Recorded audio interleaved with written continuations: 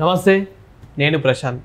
YS Jagan గారు ఏ డ్రామాలు చేసినా కానీ ఇట్టే దొరికిపోతున్నాడు. ఇంతకీ అసలు ఏం చేస్తున్నాడు ఏంటి, దీని గురించి అయితే మాట్లాడేందుకు ప్రస్తుతం మనతో పాటు సీనియర్ జర్నలిస్ట్ దుర్గా వడ్లమణి గారు ఉన్నారు. నమస్తే మేడం. నమస్తే అండి. మేడం, ఈ మధ్యకాలంలో చూసుకున్నట్లయితే కనుక వైఎస్ జగన్ గారు చాలా ట్రోల్ అవుతున్నారు సోషల్ మీడియాలో. సో రీసెంట్గా వంశీ గారి కేసు ఏదైతే ఉందో అక్కడ పరామర్శించడానికి వెళ్ళినప్పుడు ఒక చిన్న పాప రావడము, సో అక్కడ కూడా వెంటనే దొరికిపోవడము, అంటే అది కూడా ఒక నాటకం అని చెప్పేసి ఇలా చాలా జరుగుతున్నాయి. ఇంతకీ అవేంటి మేడం? మొన్న అంతా బాగానే ఉందండి. ఆయన పరామర్శించడం వరకు బాగుంది. ఆ తర్వాత రోడ్ షోలు అవన్నీ కూడా బాగానే ఉన్నాయి. ఈ దేవికారెడ్డి అని ఒక చిన్న పాప అమ్మాయి ఏం చేసింది, వెక్కి వెక్కి వెక్కి వెక్కి వెక్కి ఏడ్చింది. ఇంకా అందరూ కూడా కరిగి నీరైపోయేలాగా, హృదయాలు ద్రవించిపోవాలి. దానికి ఒక బ్యాక్గ్రౌండ్ మ్యూజిక్, దానికి ఒక బ్యాక్గ్రౌండ్ మీకు అలాగా బీజిఎంలు వేసుకుంటారులేండి. అంటే ఇవన్నీ కూడా ఐపాక్ టీం వాళ్ళు ప్యాకేజీల్లో భాగంగా ఇలా చేస్తూ ఉంటారు. సరే, వాళ్ళకి ఎలాగ బుద్ధి లేదు, వాళ్ళకేం పోయింది, 100 కోట్లు పుచ్చుకున్నారు, మళ్ళీ పుచ్చుకుంటున్నారు, నెల బోల్ జీతాలు వాళ్ళకి. జగన్మోహన్ రెడ్డి తెలివితేటలు ఏమయ్యాయి? ఆ పిల్ల ఏడవడం, ఆ పిల్లని దగ్గర తీసుకోవడం, అసలు ఆ ముద్దులేంటో, ఈ దరిద్రం ఏంటో చచ్చిపోతున్నారు ఆంధ్రప్రదేశ్ ప్రజలు. ఒక ఆడపిల్లని, చిన్నపిల్లైనా ముద్దు పెట్టుకోవడం ఏంటండి పబ్లిక్గా? అసలు అదేమో నాకైతే నచ్చలా. అంటే ఒక ప్రేమగా పెట్టుకున్నాడు. ప్రేమ కరెక్టే, నేనేం తప్పుగా మాట్లాడటం లేదు. అది మామూలు ఒక ఏమనాలి, మేనమావగానో ఒక తండ్రి స్థానంలో పెట్టుకున్నారు. కానీ ముద్దులేంటండి, ముద్దులెందుకు? ఇప్పుడు ఆయన దగ్గర తీసుకున్నారు, ఓకే బాగుంది. ఈ బుగ్గల పునకడాలు తర్వాత ఈ బుగ్గల పునకడాలు, ఈ ముద్దులు, ఇవి చూడటానికి కూడా అసహ్యంగా ఉన్నాయి. ఇది 2019లో నడిచింది, మళ్ళీ 2025లో మొదలుపెట్టాడు. అంటే మళ్ళీ ముఖ్యమంత్రి అవుదామన్నా. సరే, అక్కడితో ఆగింది ఆ డ్రామా. ఆ పిల్ల వెంటనే ఒక సెల్ఫీ తీసుకోవడం, ఏడుపు టక్కున ఆపేసి. ఇప్పుడు మనకి ఒక బొమ్మ కీ ఇస్తే ఆడుతుంది, కీ అయిపోతే ఆగిపోతుంది చూడండి, అట్లా ఆ పాప టక్కున ఏడుపు ఆపేసింది. ఆపేశాక ఆ పిల్లని పక్కగా తీసుకెళ్ళి సాక్షి వాళ్ళు, ఇప్పుడు ఏబీ అన్నా TV5 లేకపోతే ఈటీవీ అవేం కాదుగా, అవును, సాక్షి వాడు పక్కకి తీసుకెళ్ళి మాట్లాడించటం. ఆ పిల్ల అసలు అమ్మఒడి రావట్లేదని మాట్లాడటం ఏంటి? సరే, అమ్మఒడి రాలేదయ్యా, ఇంకా 8 నెలలు కాలేదు, కానీ నువ్వు మాట్లాడటం ఏంటి? చిన్నపిల్లవి. ఓకే, నీకు తెలుస్తుంది అమ్మఒడి వస్తుందో లేదో? అంటే అమ్మఒడి వస్తేనే చదువుకుంటావు నువ్వు? ఎంత అసలు, అంటే మనం ఏం చేస్తున్నాము అనే ఒక స్పృహ ఐపాక్ వాళ్ళకి లేదు. ఐపాక్ వాళ్ళు చేస్తున్న డ్రామాలు జగన్మోహన్ రెడ్డికి అర్థం కావట్లేదా, లేకపోతే ఏదో గొప్ప అనుకుంటున్నాడా? ఆ పిల్లని ఇలా సైగ చేసి సాక్షి రిపోర్టర్కి చెప్పాడు పక్కకి తీసుకెళ్ళి మాట్లాడాను, మీరు గమనిస్తే. అవును, అంటే అప్పుడు తను అన్నది, ఇంతకుముందు మాకు స్కూల్కి 15,000 వరకు వచ్చేటివి, కానీ ఇప్పుడు అవి కూడా రావట్లేదని చెప్పింది. కానీ రియల్గా తనని ఎంక్వైరీ చేస్తే కనుక తను చదివేది ఢిల్లీ పబ్లిక్ స్కూల్. తన ఫీజు వచ్చేసి నార్మల్ ఫీ, బేసిక్ ఫీయే 40,000 ఉంది. కానీ ఇంకా అన్ని మనకి ఏవైతే ఇంకా ఫెసిలిటీస్ ఉంటాయో అవన్నీ కలుపుకొని దాదాపు 80,000 నుంచి ₹1,00,000 వరకు ఉంది ఫీ. వాళ్ళ ఫాదరు ఒక వీడియో రిలీజ్ చేసి, మా అమ్మాయిని సోషల్ మీడియాలో ట్రోల్ చేయకండి,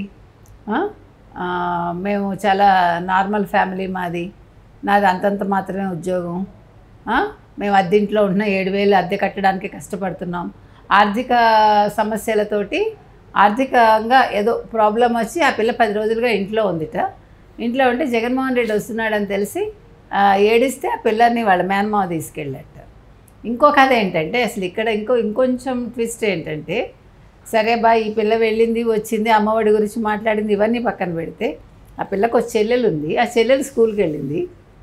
వీళ్ళందరూ రవీంద్ర భారతి పబ్లిక్ స్కూల్లో చదువుతున్నారు. మీరు చెప్పినట్టుగా చాలా తక్కువ ఫీజులు, సంవత్సరానికి 80,000 90,000 అట్లానే ఉంటాయి. అంటే వీళ్ళందరూ పేదవాళ్ళు కదా, అలాంటి స్కూల్స్లో చదువుకుంటారు. కాబట్టి ఆ పిల్ల స్కూల్లో తెలిసింది, ఆ పిల్లకి ఆ పిల్ల స్కూల్లోంచి ఏడవడం మొదలుపెట్టింది, తిండి మానేసి. అక్కని తీసుకెళ్ళారు, నన్ను తీసుకెళ్ళలేదు స్కూల్ మానిపించి. ఆ పిల్లతోటి మళ్ళీ ఇంటర్వ్యూ, ఎవరు సాక్షి వాళ్ళ ఇంటికి వెళ్ళి ఇంటర్వ్యూ చూసారా మీరు? ఆ చెల్లెలు అన్న పిల్ల నటిస్తోంది, ఏడుపు రావట్లా, అంటుంది. నన్ను మళ్ళీ మా మావయ్య ఏంటి జగన్ మావయ్య ఇంటికి తీసుకెళ్తా ఉన్నారు నన్ను అంటుందండి. అంటే మంచి ట్రైనింగ్ ఇచ్చారు. అంటే మీకు అది చూస్తే ఎందుకు పిల్లల్ని ఇట్లా పాడు చేస్తున్నారు, పిల్లల చేత ఈ డ్రామాలు ఎందుకు, ఐపాక్కి బుద్ధి లేదా అనిపిస్తుంది మనకి ఒకటి. రెండోది, మీరు అన్నట్టుగా వాళ్ళ నాన్న అంటాడు, మీరు సోషల్ మీడియాలో ట్రోల్ చేయకండి, మీరు మా అమ్మాయిని ఇబ్బంది పెట్టకండి ఏంటేంటో మాట్లాడాడు. మాది అంతంత మాత్రం ఫ్యామిలీ. సరే, అంతంత మాత్రం ఫ్యామిలీ మీది, మరి నువ్వు సాక్షి వాళ్ళకి ఎందుకు చెప్పట్లా? నువ్వు సాక్షి మీడియాకి స్పెసిఫిక్గా చెప్పాలి కదా. సాక్షి మీడియా మీ ఇంటికి వచ్చి ఇంటర్వ్యూ తీసుకున్నప్పుడు మీ ఆవిడ సంకెక్కి ఆ పిల్ల ఓ ఆనందపడిపోయి ఆ చిన్నపిల్ల ఓ నాటకాలు ఆడేసినప్పుడు నువ్వు సాక్షి వాళ్ళకి ఏం చెప్పాలి?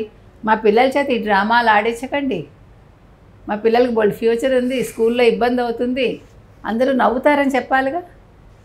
ఎప్పుడైతే నీ పిల్ల పబ్లిక్లోకి వచ్చిందో మాట్లాడతారు, కమెంట్ చేస్తారు, ఎందుకంటే సహజంగా లేదు కాబట్టి. అదే అమ్మాయి వచ్చి ఓకే ఆయన కలిసింది జగన్మోహన్ రెడ్డిని, ఆయన ఒక ముద్దు పెట్టుకున్నాడు, ఇప్పుడు సెల్ఫీ దిగింది, అక్కడితో కథ అయిపోయింది. అప్పుడు ఎవడు ట్రోల్ చేయడు. కానీ ఇక్కడ తర్వాత ఎప్పుడైతే మాట్లాడిచ్చారో సాక్షి వాళ్ళు, దానివల్ల ఇంకా నిజమైన నిజాలు అయితే బయటపడ్డాయి. అంతే కదండి. ఇప్పుడు నువ్వు ఆ కథ అంతటితో ఆపావా, దానికి ఎక్స్టెన్షన్గా సాక్షి వాడు నీకు మరి ఏం ప్యాకేజ్ ఇచ్చాడో మనకు తెలియదు. సో ఆ ప్యాకేజీలో భాగంగా ఆ పిల్ల వేరే నటన చేసింది. నట నీచ అనాలన్నమాట మనం, ఒక బిరుదు. అవును. ఇదే క్రమంలో అంటే కేటీఆర్ గారితో కూడా కలిసిన వీడియోస్ కూడా బయటకు వస్తున్నాయి కదా. అవును, ఆ అమ్మాయి అంటే ఇదొక ఏమనాలి విధానమేమో పబ్లిక్లోకి రావటానికి, లేదు ప్యాకేజీలు తీసుకోవటానికి పిల్లల్ని తల్లిదండ్రులు వాడుకోవటం ఏంటండి, అసలు చాలా అసహ్యంగా ఉంది నన్ను అడిగితే. ఇదే క్రమంలో మంత్రి లోకేష్ గారికి ఒక వీడియో వస్తుంది మేడం, ఏదైతే అంటే చిన్న పిల్లోడికి టీడీపీది ఒక టీ షర్ట్ వేస్తారు, వేస్తే పిల్లలతో రాజకీయం ఏంటి అని చెప్పేసి ఆ టీ షర్ట్ అక్కడే తీసేస్తాడు లోకేష్ గారు. అది బాగుంది. అది చూసారా, సెన్సిబుల్గా ఉన్నాడు ఆయన. ఇప్పుడు మనకి కావాల్సింది మన పార్టీని మనమేం కొత్తగా ప్రచారం చేసుకోవటం కదా. ఏ పార్టీ వాడైనా సరే మీ పార్టీ మీద అభిమానం ఉంటే ప్రజలు ఆటోమేటిక్గా మీ వెంట ఉంటారు. ఇలాంటి చీప్ ట్రిక్స్ చేసి, ఇప్పుడు మీరు చెప్పినట్టు లోకేష్ గారిది ఒక్కసారి వేసి చూస్తే, ఒక పిల్లాడికి పసుపు షర్ట్ వేస్తే ఇదేంటిది పిల్లలకి ఈ షర్ట్ వేయడం ఏంటనే షర్ట్ తీసి మామూలు షర్ట్ వేయిస్తాడు ఆయన. అది పద్ధతి. అంటే రాజకీయంగా ఎదగాలి అనుకోవటం వేరు, రాజకీయాలు చేయటం వేరు, రాజకీయాల కోసం పిల్లల్ని వాడుకుని పిల్లల చేత డ్రామాలు ఆడించటం వేరు. ఇప్పుడు అందుకే ఇప్పుడు ఏం చెప్తున్నారంటే ఇంకా ఐప్యాక్ నీ పని అయిపోయింది, నువ్వు ప్యాకప్ చెప్పు అని అంటున్నారు. జగన్మోహన్ రెడ్డి కూడా ఇప్పుడు మరి ఇప్పటికే కోపం వచ్చింది అంటున్నారు ఈ ట్రోలింగ్లకి దానికి. మరి ఏం చేస్తాడు, ఐప్యాక్ని ఇంటికి పంపిస్తాడా? లేదు 2019 నుంచి ఇప్పటి వరకు వాళ్ళని బాగా మేపుతున్నాడు కదా, మరి ఇంకా మేపుతాడా ఆయన? ఈ ఐప్యాక్ వల్ల ఇంకా ఎంత నష్టపోతాడు, ఈ ఐప్యాక్ వల్ల ఇంకా ఎంత నవ్వులు పాలవుతాడు? మీరు అన్నట్టుగా ఒక డ్రామా చేస్తే ఆ డ్రామాతో ఏమవుతుంది, వెంటనే ఆ డ్రామా ఏంటి అనేది తెలిసిపోతుంది, దొరికిపోతున్నాడు, అభాస్ పాలవుతున్నాడు జగన్మోహన్ రెడ్డి. అది గుర్తించట్లేదు. అది ఇప్పుడు ఏమవుతుందంటే మిగతా ఎమ్మెల్యేలకి అది తలనొప్పిగా మారింది.